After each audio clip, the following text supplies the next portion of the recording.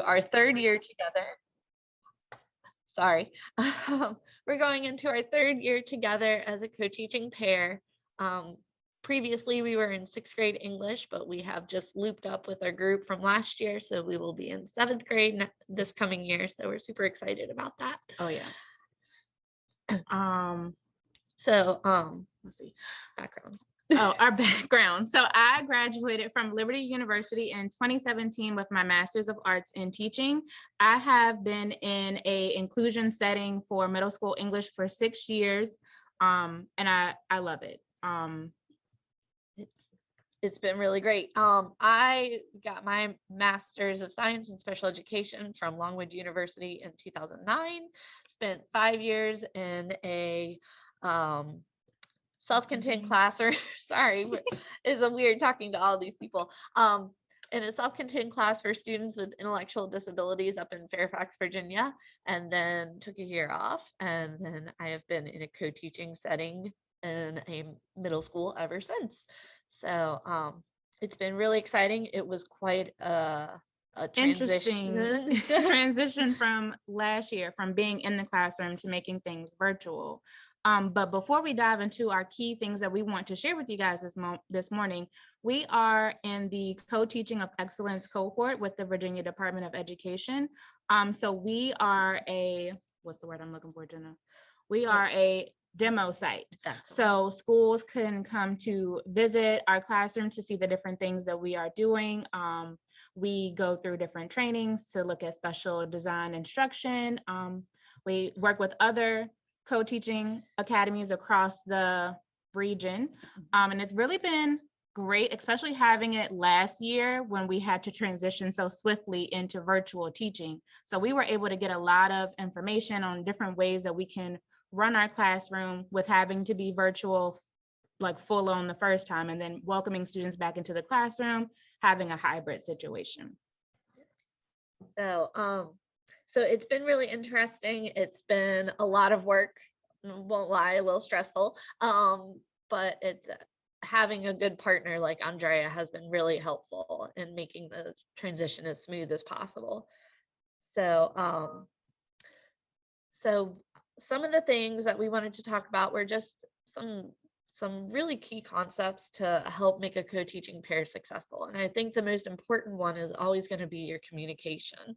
You have to be open and willing to have discussions, be they positive or, sometimes more constructive, what worked, what didn't work, so that you can design your instruction and run your classroom in a way that is going to be effective for all of your students.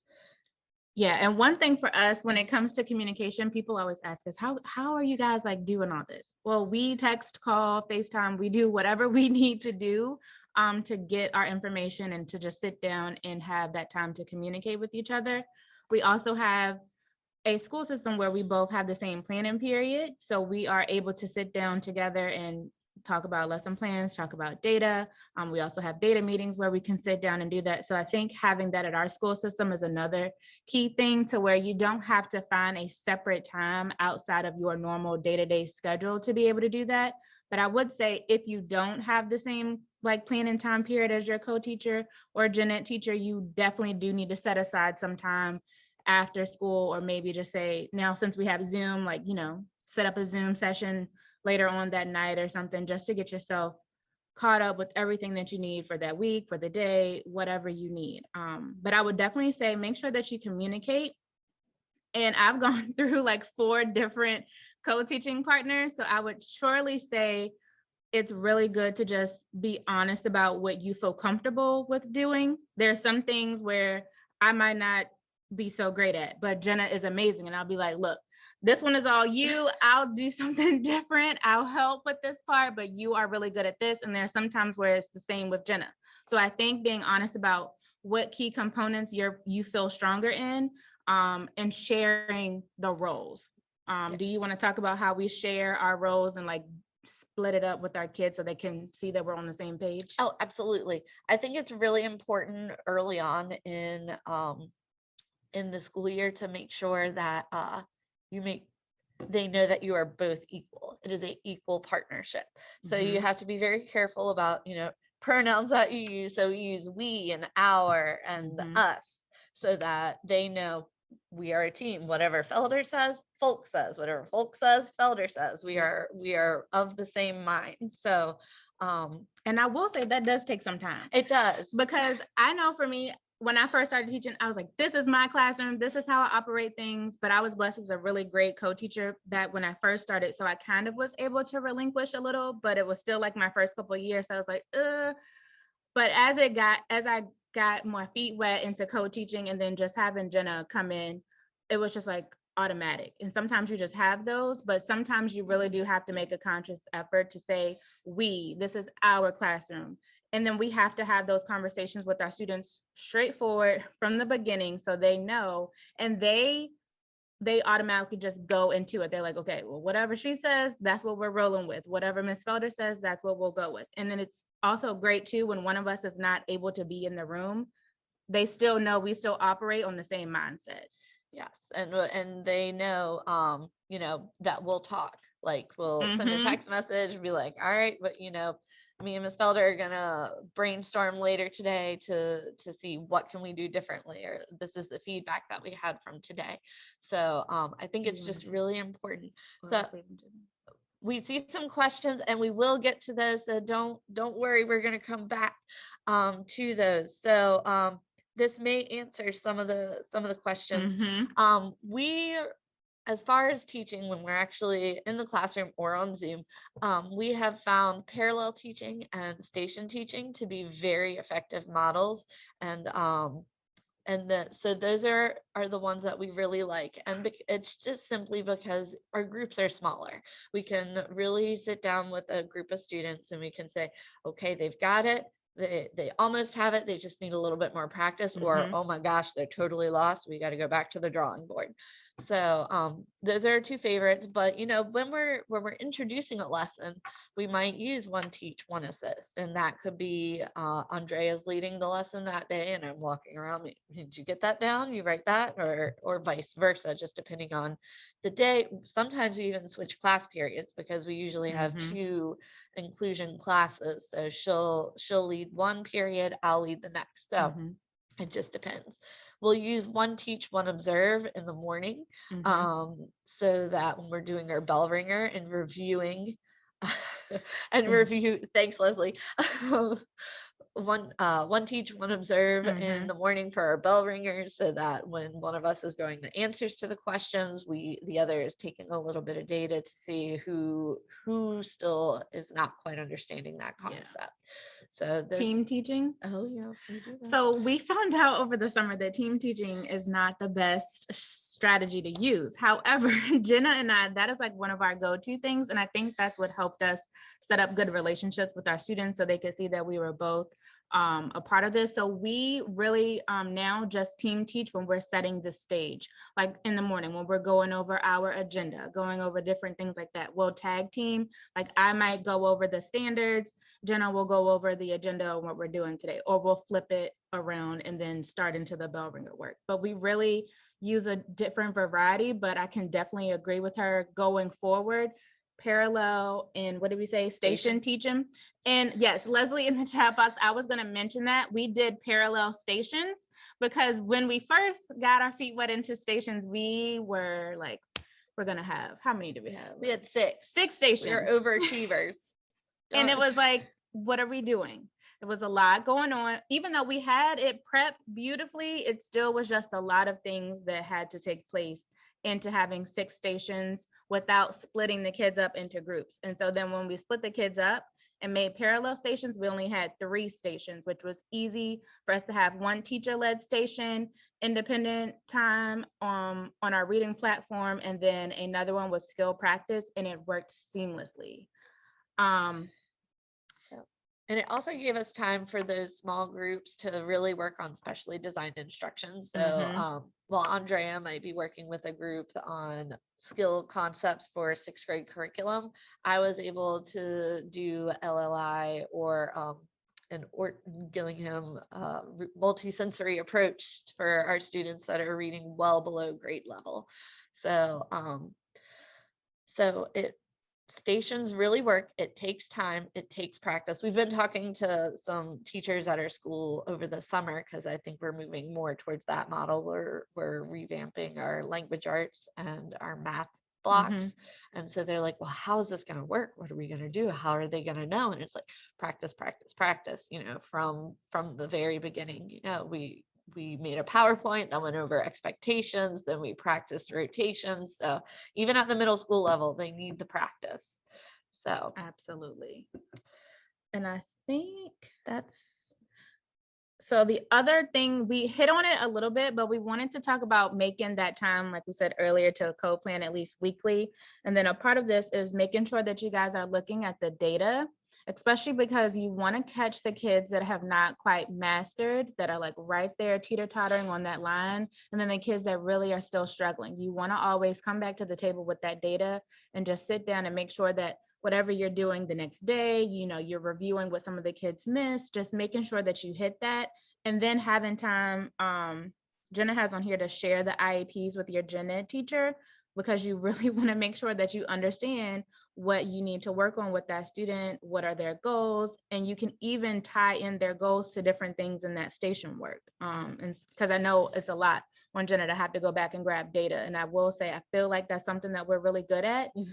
Is if she doesn't have a chance to hit the data, she'll be like, look, I need to get this data from you. And I'm like, don't worry, I got you. And I'll go work with the group of students. So I would say for any gen ed teachers, if you haven't dived into that, help your sped teacher. They have a lot of things that they have to do already.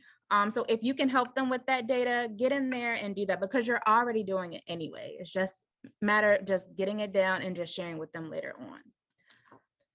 So I think that's all that we had planned to discuss. So we wanted to open it up to any questions you guys may have had. And we're going to go back into the chat box to see. So we saw Pamela had asked, how do you collaborate effectively without a planning period? So like we said, we're very lucky, very fortunate in that we have a common planning time every day here at the middle school. But I know that you had experience with not. I have not. I have, but I'll say that it was more of the gen ed teacher in a different setting made the lesson plans, and then I just kind of filled in. I really like I said, how Aundrea and I function. So if I have to miss a meeting because of an eligibility or an IEP, then Aundrea and I'll just meet real quick after school to talk about what we were thinking. Like I said, we text all the time. So when we're planning, and we use Google Docs, so we can be on there at the same time and we can see each other typing. And so we'll text and be like, well, what do you think about doing this? Or how does this look? So that is how we functioned a lot this past year. And we also Zoomed a lot to make sure that we could show each other what we were working on, or how, if we wanted to differentiate the assignment in a certain way. So we really, for each assignment that we had 3 or 4 different assignments based on accommodations and modifications that our students needed. So that took a lot of time, and I'll say Aundrea is our assignment guru because technology is not my friend.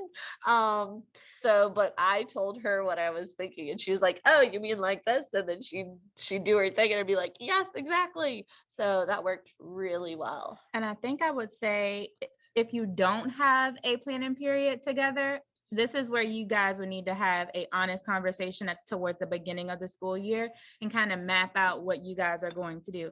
I know I have heard of some teachers where they would, I don't know how they do this, but they meet before school. I don't know how you do that. We have tiny people that we have to drop off at daycare and preschool. So that's a challenge for us. But I would say the afternoon probably will be better if you guys have some time in the afternoon to sit down and co-plan. But just trying to figure out a way that works best for you guys in whatever situation you have, I would say is best.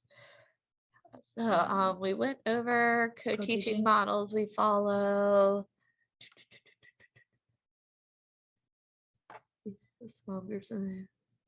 Absolutely. So the question was, do you think co-teaching, teaching with small groups in the same classroom will work in a secondary setting? Absolutely. We found it to be very successful. Again, you have to set the expectations early on.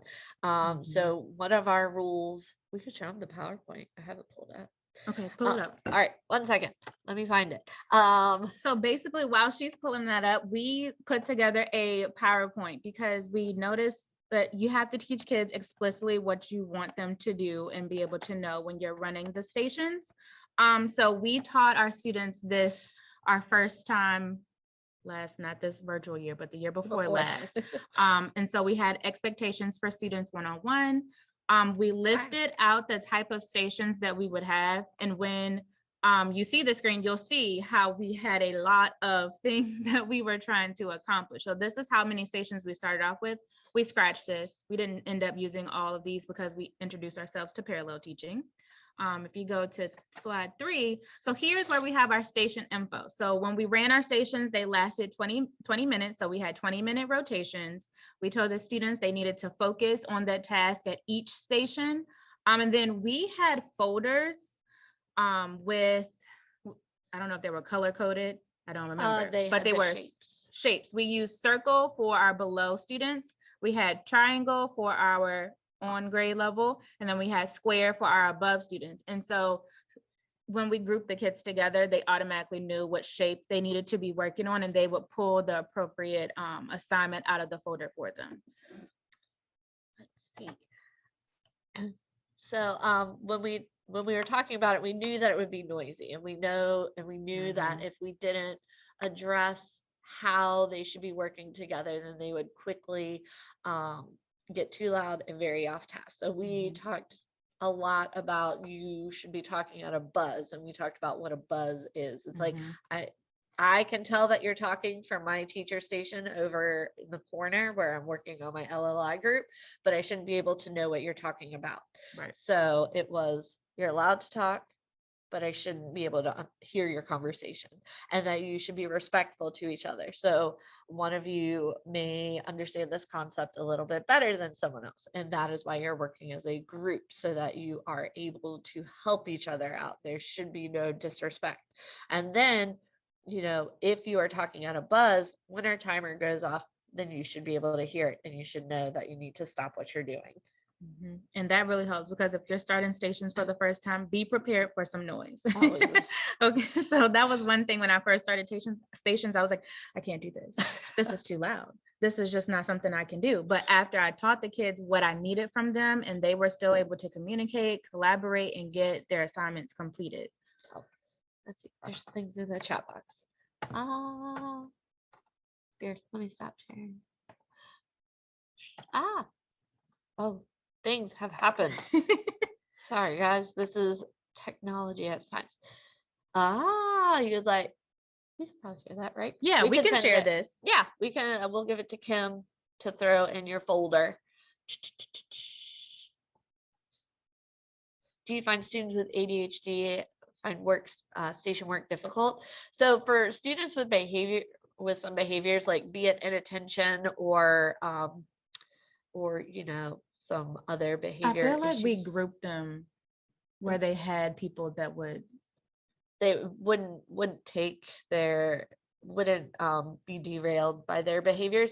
But also, I think it's important, like if you have a student with very significant behaviors or off-task behaviors, those students are going to stay pretty close to you. So you could be like, excuse me, let's go back to what we were doing. So I think, it's getting to know your students, and then meeting their needs. So if you know that we have one that likes to sleep a lot from last year, so we know that we're going to have him close to us, and we know that we need to get him a job so that he stays engaged in what we're doing. So learning those students. And I see Sarah's comment. Yeah, we weren't allowed to be near our students either, so we didn't get to run stations this year. So we're very hopeful that we will be able to do that. But I totally understand where you're coming from. It was really difficult to do that. Yeah. So that's why so stations was really good our first year together, and then last year we did a lot of parallel teaching. So we did parallel groups on Zoom. Yep. So like Jena would have a group, and we would just use the one Zoom link. And then I split the kids randomly. Whoever I got is who I got, and whoever Jena got, that's who she had. And then we split off into our 2 breakout rooms and did our thing that way. And that was how we were able to break ourselves into smaller groups. And we actually found it to still be very successful as if we were in the classroom. Yes. Yeah. But we're very hopeful that this year we will be able to run some kind of stations or groups. There was one other rule that we use when we station teach, when we have the students ask 3, then me, because when Jena and I are leading our reading groups, that is a time where we want to really be focused on what we're doing with the students at that time. And we don't really want to be interrupted unless it's like a life or death situation. So we had our students ask 3 in their group before they came to us to ask for any questions. And then we found that no bathroom room. Yeah. And there was actually like no bathroom, like unless you really have to go, because those groups that we had were very targeted, specially designed instruction. And it was brilliant. And they learned after that, because I think we had a couple kids that tried to test the waters. Yep. And they wanted to get up and do. ask. And we were like, nope, we are focused on these students right here. And we need you to do that at your table. And then they got right into it. Yep. Thanks, Teresa.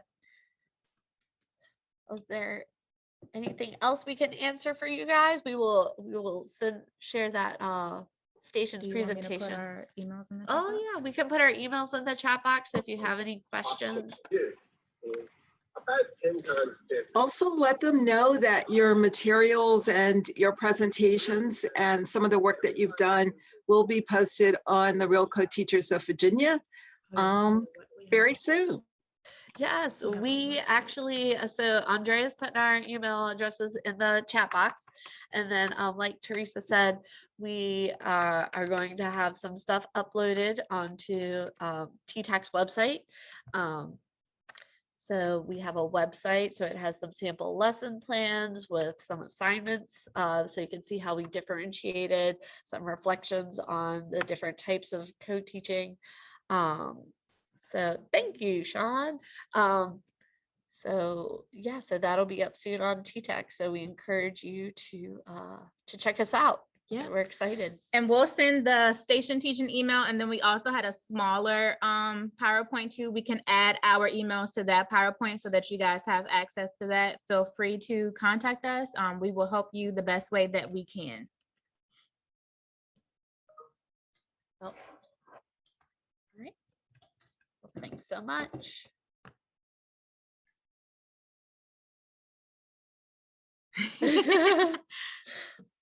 Real quick, we still have a couple of minutes if you guys have questions, more questions. Let's see. It does take a lot, and I'll say our administration, Sarah, is very supportive of our co-teaching efforts, and they were really excited when we got into the initiative, and they were like, yes, we'll get to show you and what you guys do, and hopefully others will be able to kind of follow suit. So they've been very supportive of it. Mm-hmm.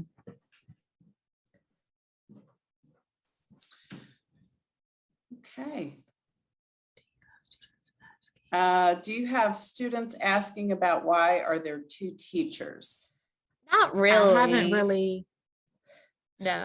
In prior years, I have. And I think it depends on how you present yourself to the students. I think if you show them that you're 2 equal teachers in the classroom and not just one person leading all the time and then another person working with the lower students, I think that eliminates that. But I know in other classrooms, other school districts, that is really hard, because I've had some of my own teacher friends ask me about that. And they're like, how do you not have them try to, like, I don't know, play off the 2 of you and stuff like that? Right. And I will say, like, this year, especially on report cards and in schedules, they have both of our names on it. Mm-hmm. So I think that has been a really great thing.